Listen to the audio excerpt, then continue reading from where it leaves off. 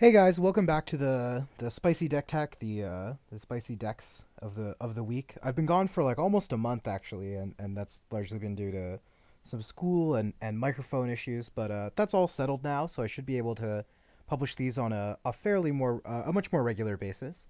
So we're gonna have this one coming out, and then shortly thereafter there'll be another one coming out as well. So stay tuned for that one.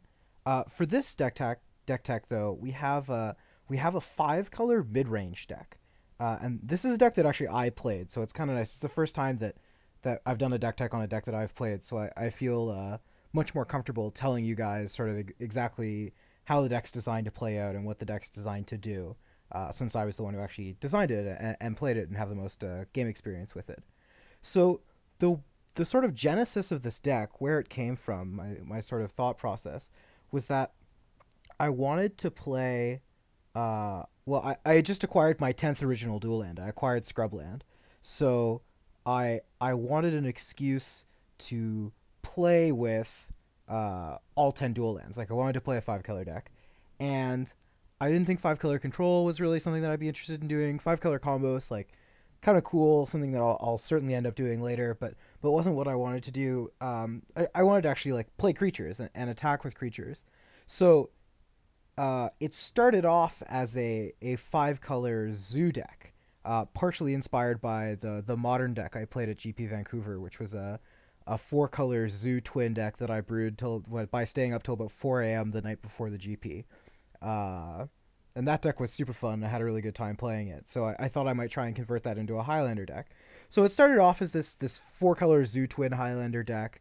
Um, but I then realized that I wanted to play the fifth color that I wasn't playing black, but I decided I wanted to play black because Siege Rhino seemed really good in the zoo deck, and there were cards like Dark Confidant that seemed reasonable in the zoo deck.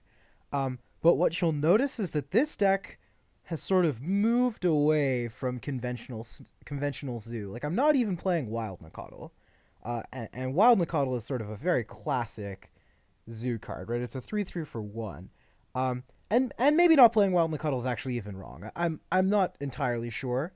Um, but as I say, like I only played this deck for a week and then decided to play something else. But so it's possible Wild Nacatl gets in. However, what I tried to do was build a deck that basically is going to be playing the best possible thing at every mana cost. So, jokingly, this deck has also like been referred to as like five color bombs. You're just playing some insane card at every mana cost, and your card quality is theoretically just going to be much better than your opponent's, such that you'll eventually win the game with superior card quality. So let's look at what some of those cards are. We have the creature suite, which starts with mana accelerators. Not many. We're just playing the best ones. So Birds of Paradise, Noble Hierarch, and Deathrite Shaman are the only mana accelerators that actually make it into the deck. And these are just helping us jump up the curve a little sooner at one. At two, we're also playing Rattleclaw Mystic, and we're also playing Sylvan Caryatid. So we have five different mana accelerators, and you'll notice that I'm only playing ones that produce at least three colors because color fixing is actually super relevant in this deck. Just playing like a Llanowar Elves wouldn't necessarily be very good in this deck because I almost never need double green, and my colored mana requirements are actually really stringent. So in order to support that, we could only play the mana elves that are going to produce a bunch of different colors of mana. So it starts with mana elves, and then you'll notice that to a large extent we kind of skip the two drop slot.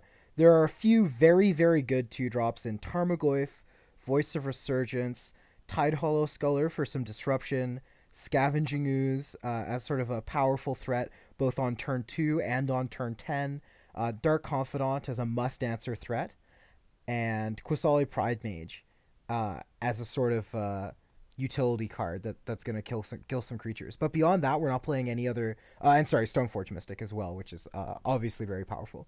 So beyond these about eight two drops, we're not playing very many, um, and we're not really looking to rely on our two drops. Where the deck really gets interesting is at the three and four drop slots. We're playing a lot of very powerful threes and fours. So we've got like some nice value creatures in Kitchen Finks, um, and we've Kitchen Finks. Edric is really good, draws us a lot of cards. We've got Trigon Predator, which is like very disruptive for some decks, pretty difficult to deal with. Loxodon Smiter is just like uncounterable, is almost always going to be the biggest thing when it hits the board, and is really nice against both the control decks and decks that are playing a considerable amount of discard. Um, I had a game in which I was able to curve like turn one Mana Accelerator into turn two powerful 3-drop. I believe it was a Kitchen Finks, and then my opponent, who was playing blue deck with a lot of counter spells, uh, on his turn two left up 2 blue mana, deliberately intending to counter my next play and hopefully climb back into the game, and I just got to slam Loxodon Smiter and sort of blow up that plan because it is uncounterable. At the 4-drop slot, in the 3-drop slot, it also contains a lot of like very very aggressive creatures. So we've got like Anafenza as another just 4/4 for 3 mana. We have Shardless Agents, a really nice value card. Rock's Warmonk is a really big creature for 3 mana. It's just like generally going to be the biggest creature on the battlefield. Geist of Saint Traft is not personally big, but it attacks for a lot of damage, so it certainly fulfills that same kind of role. Mantis Rider, a nice evasive, large enough threat. This card was wonderful every time I drew it, actually. And then when we go up to 4, we get to some particularly large bombs. So Flame Tongue Kavu, great card. Don't need to tell people that this card's really powerful. Notion Thief is just like a complete blowout inducing card in some instances. It has a really profound swingy impact on the game. Same thing with Butcher of the Horde and Falconwrath Aristocrat, as well as Obstinate Baloth and Glenalendra Archmage, and Rafika the Many Siege Rhino. All of these cards have an impact when they hit the battlefield. Restoration Angel as well, right? Has some reasonable interactions in the deck, can reset a Flame Tongue, can reset an Obstinate Baloth. So there are lots of, like, all of these creatures, for the most part, do something right away when they hit the battlefield, or they are so large that they're just worth playing at the mana cost, or they're so problematic for an opponent to deal with, right? So Thrun is like kind of an auto include in most creature decks playing green. This card is an absolute nightmare for a lot of control decks to deal with, and they have a really difficult time removing it because of its combination of hexproof and regeneration. And Ruhan of the Fomori is like one of the spicier cards in this deck, and I was really excited that I got to play this card. Ruhan is a 7/7 that just attacks your opponent every single turn. And obviously, like, not having control over whether or not he attacks can potentially be a downside. But where this deck is like really aggressively attacking our opponent's life total, we're very rarely going to be on the back foot. And in the occasions that we have other creatures that we'd probably rather be casting than Ruhan. This card is insane against a control deck. If you get to untap with this guy and attack once and they don't have a removal spell, they're just in so much trouble because their life total has taken such a considerable hit. So Ruhan was really great as well. A nice subtle interaction that I didn't actually realize until I was playing him is that Gideon Jura's +1, which makes creatures attack him, doesn't work because he must attack an opponent. So like he even gets around some small things like that, which is pretty good. And then at the 5-drop slot, you'll see again a fairly common theme here. The cards do something right away when they hit the battlefield. So we've got, in the 5s, we have Thundermaw Hellkite, has haste, gonna get in there. Thragtusk gains us life, really nice combo with Restoration Angel. You'll notice they're next to each other in the deck. Other 5s we have are Wingmate Rock, which I think is not a card that was on a whole lot of people's radar for Highlander. It wasn't on mine either, but I happened to open one at the GP in a team sealed event, and so I ended up with a Wingmate Rock and decided to put it in my deck and was not upset with it at all. Casting it on turn 4 rated puts 6 power in the air on board, which is like very good. The life gain is like absolutely not irrelevant either in the deck, and really allows you to aggressively race some of those other aggro decks too, which is really nice. And then we have the 6-drops, and we're not playing very many. We're playing Wormcoil Engine and Rurikthar as I think the only 2 6-drops. We have Tassiger as well, but Tassiger kind of falls into like anywhere between 3 and 6 mana realistically. I mean, like he can honestly be cast for 1 as well, but typically in this deck you're going to be casting him for one of those kinds of mana costs. But yeah, so the 6-drops, like Wormcoil Engine, very difficult threat to deal with, and is a persistent threat, which is like pretty important for the deck. And then Rurikthar just like can be game ending for some decks, and seemed worth putting in the deck for that reason.